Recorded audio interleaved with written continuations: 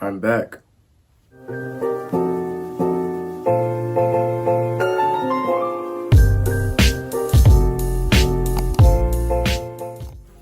Alright guys, before we get into today's lesson, I just wanted to shed some light as to why I haven't been more active on the YouTube channel. As a high school student, this was my first semester in college, and I'll tell you guys, it is one for the books. Eventually, I had to manage my time more efficiently, and I realized I needed to spend more time, studying and preparing for exams.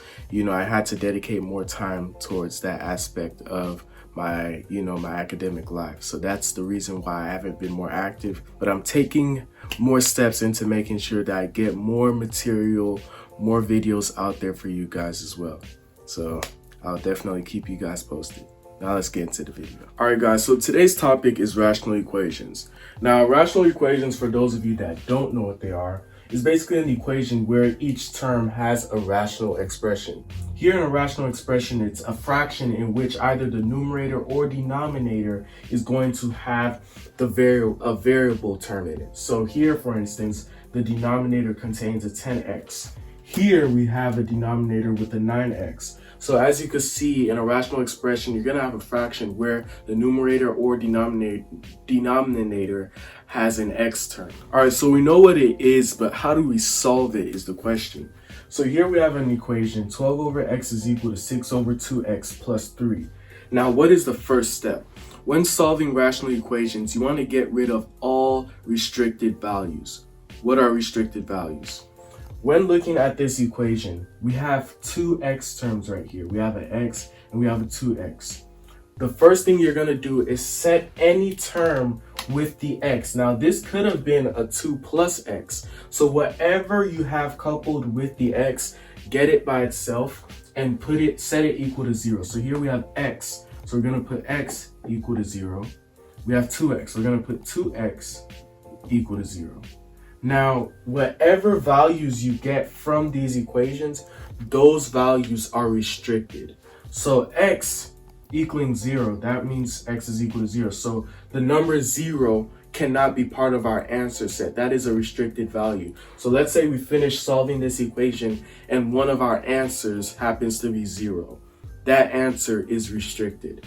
How about 2x? Well, if we get x by itself by dividing both sides by 2, we get x is also equal to 0.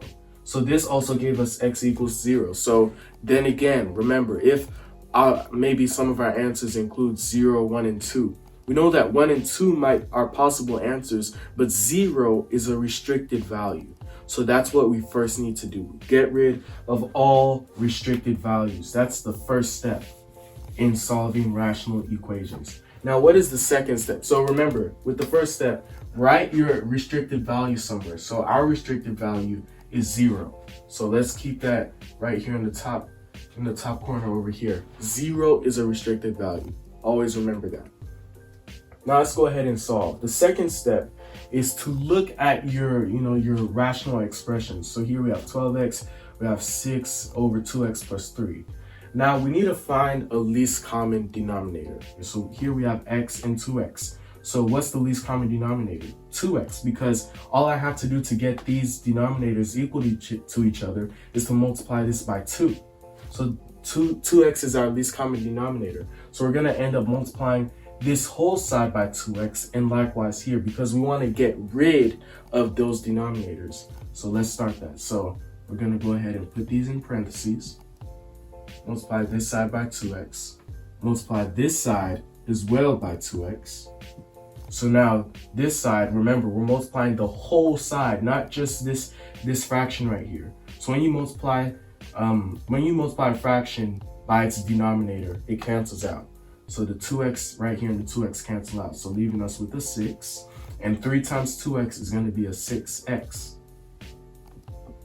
All this will be equal to, right here on this side, we have 2x times 12 over x. So one thing we can go ahead and do is get rid of our x term, because here our x's aren't needed anymore. So all we're left with is 12 times 2. 12 times 2 is going to give us 24. Now we're left with 24 is equal to 6 plus 6x. Now, for those of you who took Algebra 1 and Algebra 2, this is a walk in the park. This is simply just getting x by itself. How do we do that? Subtract 6 from this side, subtract 6 from here. You're left with 24 minus 6 is going to give you 18 is equal to 6x. Divide this side by 6, divide this side by 6. You're left with x is equal to 3. So 3 is our answer. 3 is our only answer in this case. In other rational equations, you're going to have multiple answers, which is what I like to call a solution set. Or I guess mathematics calls it a solution set. So a solution set is basically where you can have one or multiple numbers depending on the rational equation. So we got x is equal to 3. Now, before I just leave it that way, I always like to check over my answer to make sure everything is correct. So we got x is equal to 3. So I'm going to plug in x is equal to 3 into our equation over here. So remember, keep our x. I can erase all this other stuff at the side. So we want to substitute our x for our answer. So 12 over x, and our x was 3, is equal to 6 over 2x, our x was 3, plus 3. 12 over 3 is going to give us 4. That's like saying 12 divided by 3. 6 over 2 times 3. So 6 over 6 is 1. 1 plus 3. So we have 4 is equal to 4. All right, so let's try an even harder question. So here we have x divided by x minus 4 is equal to x divided by x minus 4 minus 4 divided by 5. Now, how do we solve this? Please do not get intimidated by the number of fractions. It's a process, trust me. So the first step is to get rid of all our restricted values. So one thing we need to do is to set all our x terms equal to 0. So here we have x, and we also have x minus 4. Notice I'm only doing it one time per term, because why would I have to set x minus 4 equal to 0 twice? It'll give me the same thing. So remember, that's a time-saving tip, especially for my SAT people and people taking the STAR test as well. So x setting that equal to 0. We know that x is equal to 0, and x minus 4 equals to 0, plus 4 on both sides to get x by itself. So therefore, we know that x is equal to 4. So 0 and 4 are our restricted values. So if we do find those values in our answers, therefore we know that they cannot work. They are not able to work in our answer choices. Now that we have our restricted values out of the way, now let's go ahead and find our second step, which is to get our least common denominator. So here we have x minus 4, we have x minus 4, and we have a 5. So our least common denominator, remember, I have 2 of these. I only need 1 of them because they're like twins. I only need 1 of them to know what it is. So we have x minus 4 and we have a 5. So to find our least common denominator, we're going to multiply both of them by each other. So x minus 4 times 5. So we're going to end up having a 5 times x minus 4. Just like that. Now I'm gonna keep it in this expanded form because as you progress in rational equations, it's gonna be easier to work out the equations with everything expanded rather than for everything to be solved. Trust me on that. So our least common denominator is going to be 5 times x minus 4. Let me write that by the side here. 5 times x minus 4. All right. Keep that right there. So now let's go ahead and solve. So we're going to multiply each term by 5 times x minus 4. So let's start with this one. So we have x over x minus 4. Now we're going to multiply it by this whole term right here. So 5 times x minus 4. So notice this part of our least common denominator is similar, in fact, the exact same thing to the denominator of this part of the equation. So we could therefore cross these out because multiplying both of them by each other is going to nullify the denominator. It's going to take it out completely. So no need to waste your time multiplying this whole part by this part. It's no need to waste time. So all we're left with is 5 and x. So therefore, this is going to give us 5x. Now we're going to have that equal to. So now we have the same thing. Now, why would I need to work out this same equation I just did here on this part of the equation, which is literally the exact same as this part? So therefore, we're going to have 5x is equal to 5x. Remember, guys, find time-saving rules. These are ways to save time. So now that we have that, let's clear our workspace. We don't need that anymore. Now we're going to have a negative 4 over 5. So negative, so it's going to be 5 times x minus 4 times a negative 4 over 5 times a negative 4 over 5. Now remember, we have a 5 here and a 5 here. Those negate each other.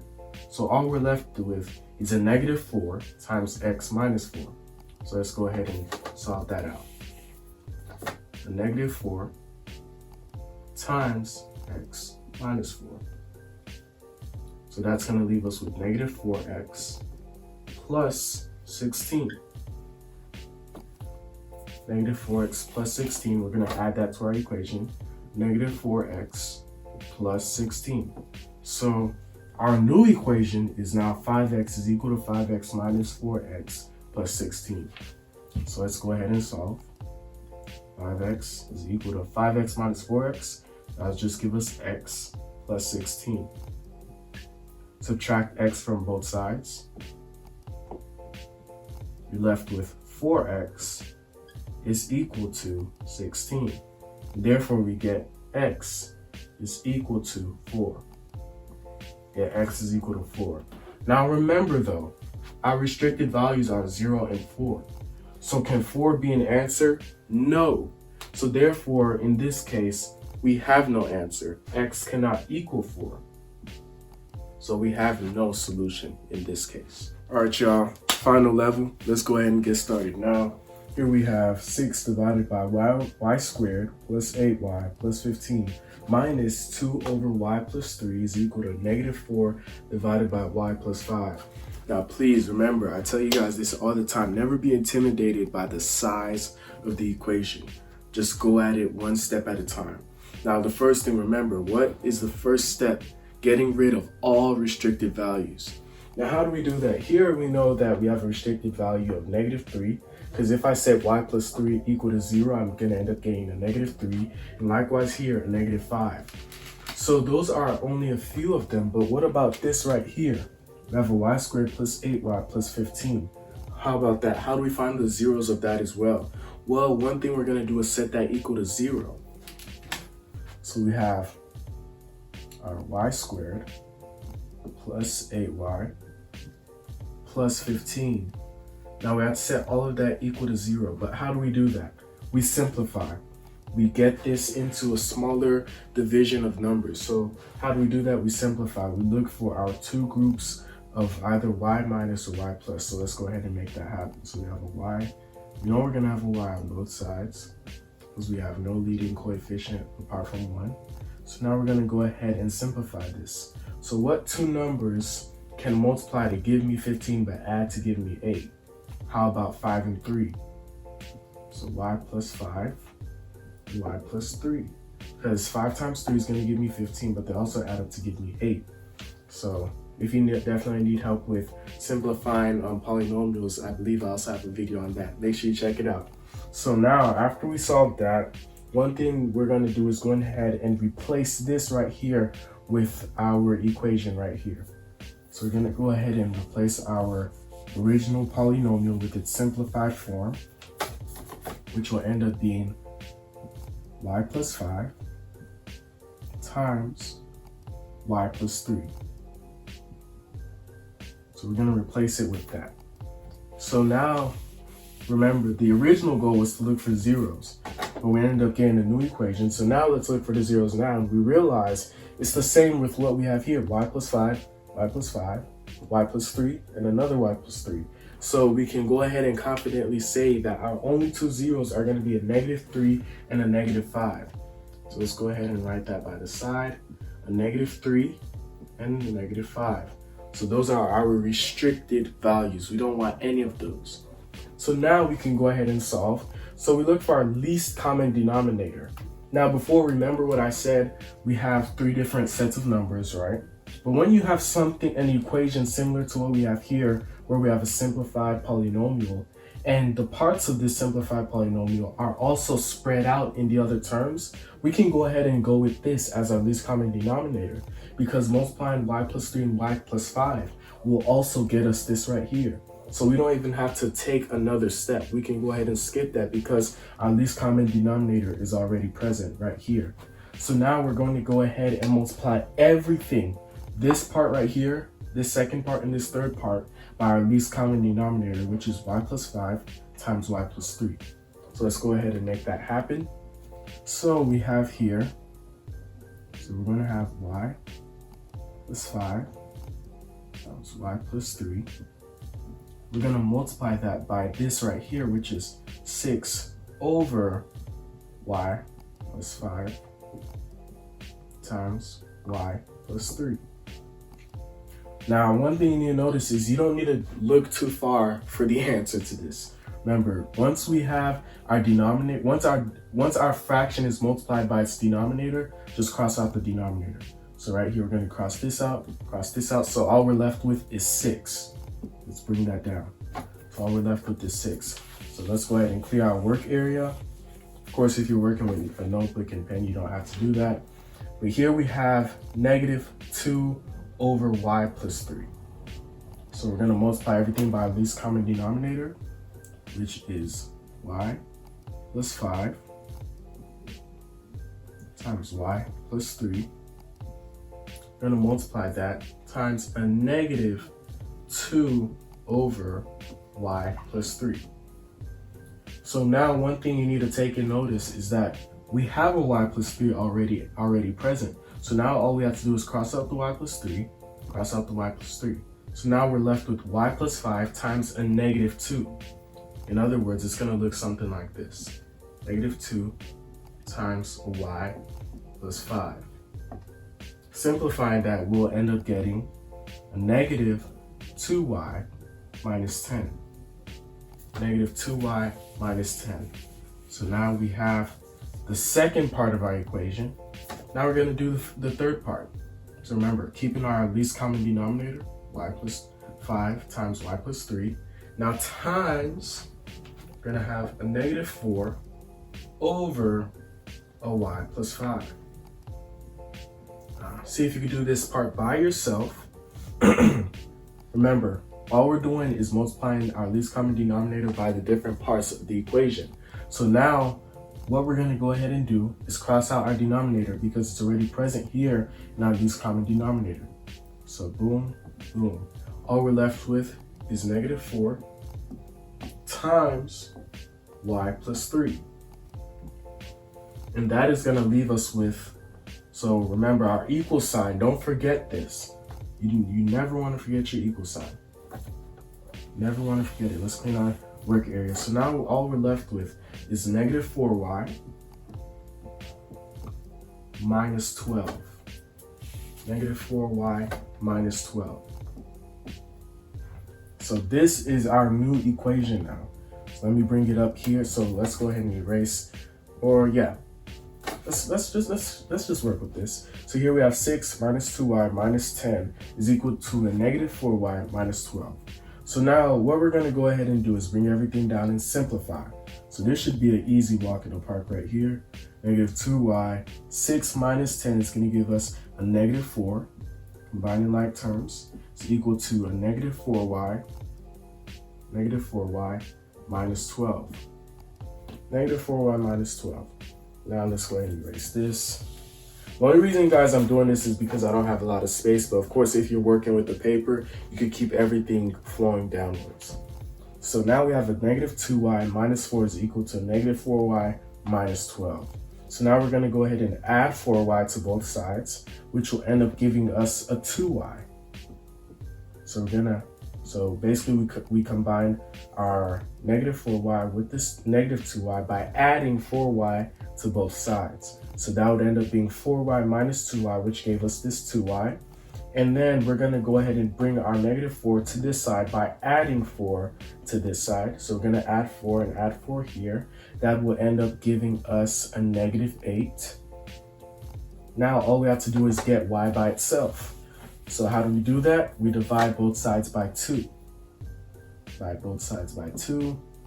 We end up getting y is equal to a negative 4. All right, so now that we know our y is equal to a negative 4, let's go ahead and plug that in to make sure it's our correct answer. So everywhere we see y, we're going to replace that with a negative 4. Let's go ahead and do that. So raise your y values if you have a pencil. And replace that with a negative 4. Here we're going to replace our y here with a negative 4. Likewise here and there. Remember, it's a negative 4. And here as well. All right, so now that we have that, let's go ahead and solve. So negative 4 plus 5 is going to give us a 1. So negative 4 plus 5 is going to end up giving us a positive 1. Negative 4 plus 3 is going to give us a negative 1. So 1 times a negative 1. Now here we have a negative 4 plus 3. That's going to give us a negative 1. Negative 1. Then here we have a negative 4 plus 5. That's going to give us a positive 1. All right, simplify even more. So 1 times a negative 1 is going to give us a negative 1. So now we have a negative 1. So now we're going to go ahead and simplify this even further. So 6 divided by a negative 1, that's going to give us a negative 6. Now here we have a negative sign. Now, what we're going to do first is solve this, the 2 divided by negative 1. Then we're going to multiply it by a negative 1 again. So 2 divided by negative 1 is a negative 2, but times a negative is going to give us a positive. So it's going to be plus 2. So whenever you're working with college algebra, make sure you know how to work with negatives and positives. It's crucial. All right, so now that's going to be set equal to our negative 4 divided by 1, which is a negative 4. And negative 6 plus 2 is negative 4. Negative 4 is equal to negative 4. So therefore, we know that negative 4, our answer is correct. All right, so if you want to see more videos like this, guys, don't forget to smash the like button, all right? Make sure you smash the like button. Also subscribe, turn on your notifications. And also, if you need more help with math, don't forget to click on these videos. And also, yeah, that's about it. Share it to a friend who might need help in college algebra, and I'll see you guys later. Stay safe. God bless.